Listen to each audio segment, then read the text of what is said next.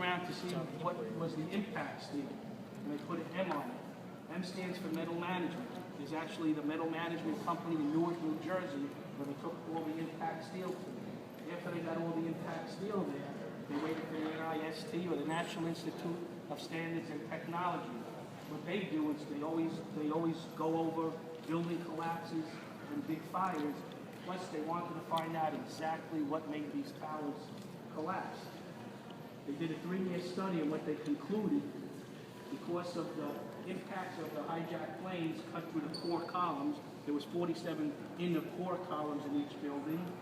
Also, the jet fuel and oxygen, when it mixed, how hot it got, and also all the fireproofing that came off of everything, especially you can see how blackened and how the steel is, the fireproofing came off of that. The columns actually weakened, and they started to bow in like this because of the pressure of the floors.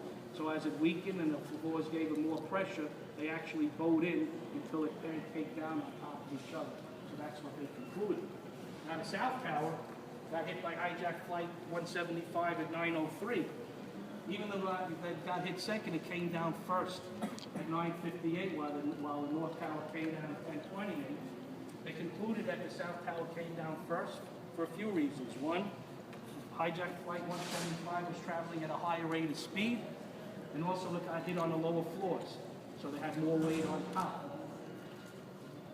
I should have started by saying that you can tell how physically tortured this piece of metal is.